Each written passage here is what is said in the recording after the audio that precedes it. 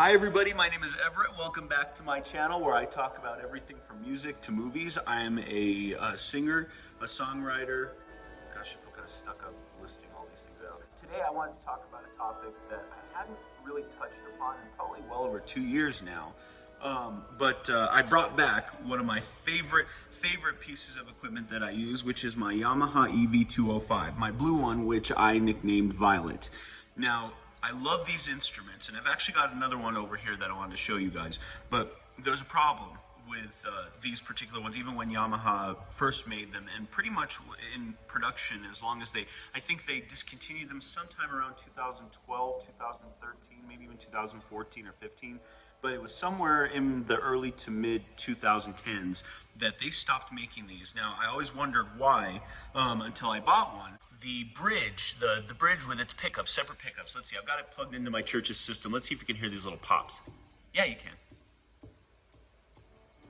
All of those are what pick up the strings, and then there's an additional pickup, like a metallic pickup underneath the tailpiece that not only adjusts the volume, of course, but also picks up the metal ball of the strings to create a reverberation. I think Yamaha realized very quickly that they had a problem because this plastic casing around the bridge would wear out the more that you change the strings, the more that, maybe they would come loose and they'd move around. And they were selling replacements for these, but only recently, like in the last 1 or 2 years, I think probably within 2021, Yamaha stopped producing these. I bought a couple of replacements myself, and they stopped producing them, and I was heartbroken. I was like, what am I gonna do? And just to show you how it would wear out, listen to this. So I don't have an A string on here, I used it on another one of my violins, but listen to the difference between the C string, because these are the 5 strings, and that's why it was the Yamaha 205. I started out with a 204, but I wanted that extra C string to be able to play deeper, more viola and cello parts. But listen to the loudness of these 3. And my A part is working fine, but like I said, I just don't have the string on here right now. And then you get to the E string, and this is when I first noticed. That's actually a lot quieter than it should be, and a lot quieter than it has been since I've been using this. But it did get quieter, and I can prove that through this other 205 that I have. I bought this one, not sure what I was going to do with it. I thought I was going to probably repaint it. As you guys have probably seen, I have a white Yamaha EV-205. That was not a factory color. The Cosmic Blue, as this one's called, and the Amber were factory colors along with a red one, but I wanted a white one. Well, listen to this. You start on the E, which is nice and loud. That's what the other one should sound like. Pretty loud there for the A, and then goes out almost entirely with the D and the G.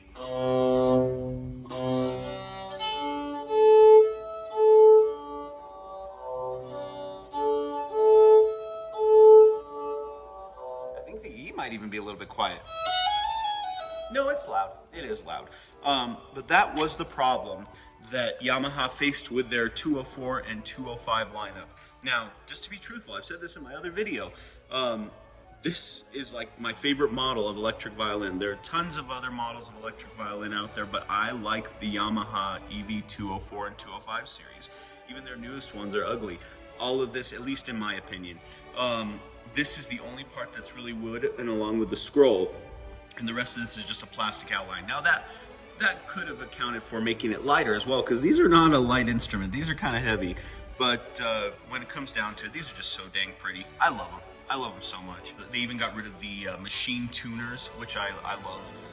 They replaced them with regular pegs, which isn't bad or anything. This is so sleek. It was one of the first electric violins that really came out on the mass market, and I think the first that Yamaha produced. But what I'm happy to report is that Rich Barbera, who produces Barbera bridges, and his bridges are seen everywhere. They're seen on normal electric violins. They are the one that go, or that particular bridge is the one that goes most popularly and most frequently used on the Viper violin by Markwood Violins.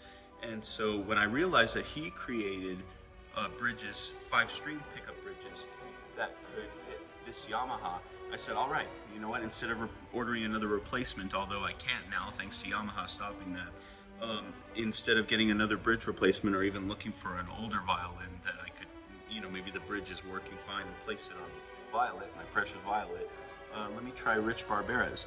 Now, one thing I want you guys to take note of is just the sound. The sound is nice, but I want us to compare and contrast when I finally get the bridges in. It's going to take a while, but listen to the sound of just this.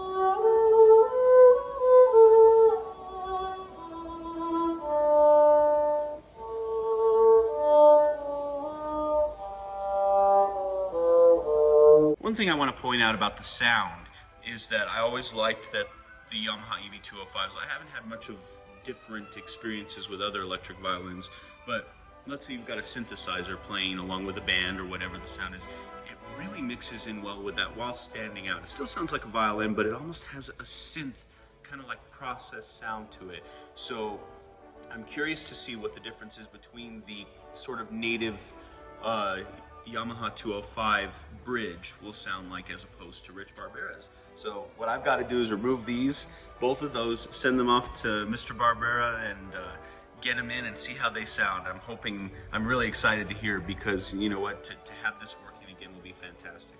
So from the Amber EV-205, here is the bridge removed with the, it's got that wooden kind of block underneath, but with the plastic for the sensors on the top. And you can see this one was well used, but at the bottom, I wanted to point something out.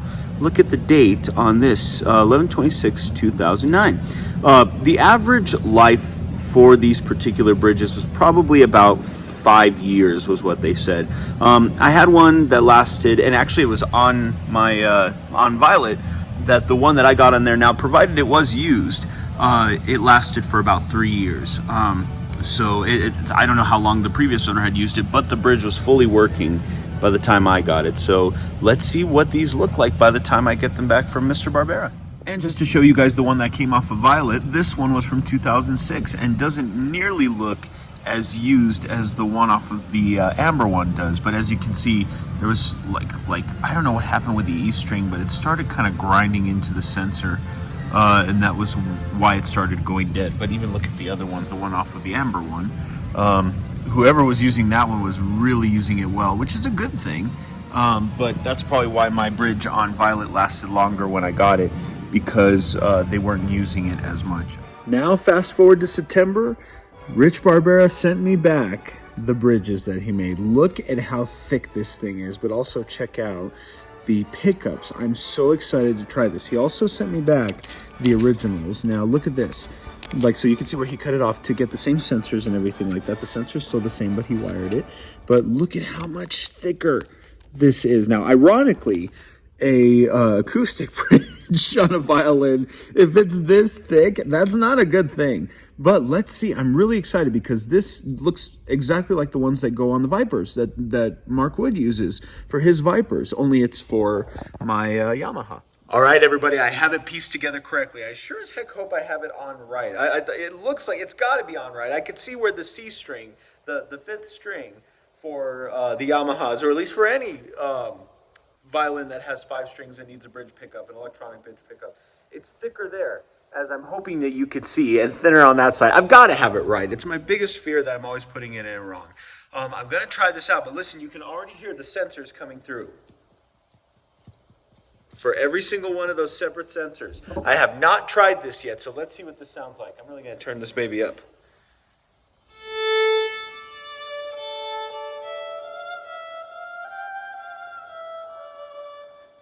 It sounds so clean and so clear and crisp.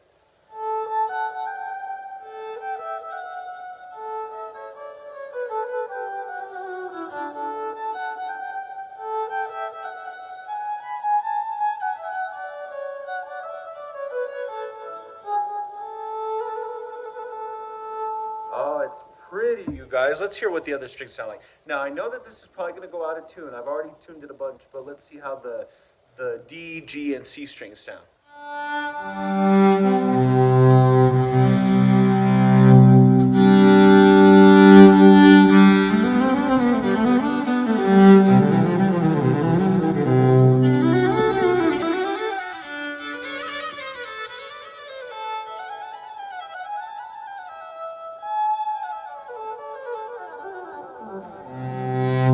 It sounds a lot different from the original Yamaha bridges that I had before. But you know what? I love this. I love the cleaner sound. It definitely sounds like right in between. I'm gonna turn. I have my reverb all the way up. I'm gonna turn that down and see what it sounds like on its own.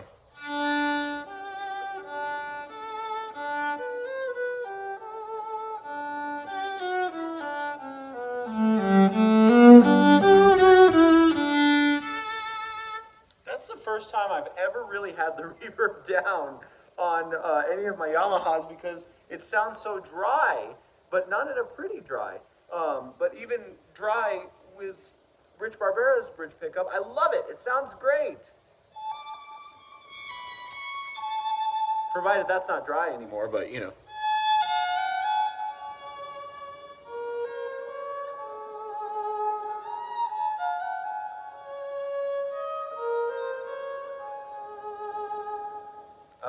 Love it. He's a genius, everybody. In the meantime, thank you all for watching. I'm so psyched to have my new bridge, and I hope that any of you who have a Yamaha EV-204 or 205 that you take my advice on this and get yourself a Barbera bridge pickup. Send your bridge into him, and he'll send you a replacement. Of course, it's not free. You got to pay him for it, but this is well worth the money because the Yamaha bridges only lasted for about 5 years.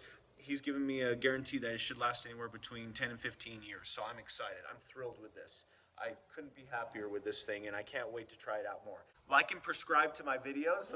I love saying it's a prescription. And keep in tune on your violin strings and keep in tune with me. All right, see you all next time.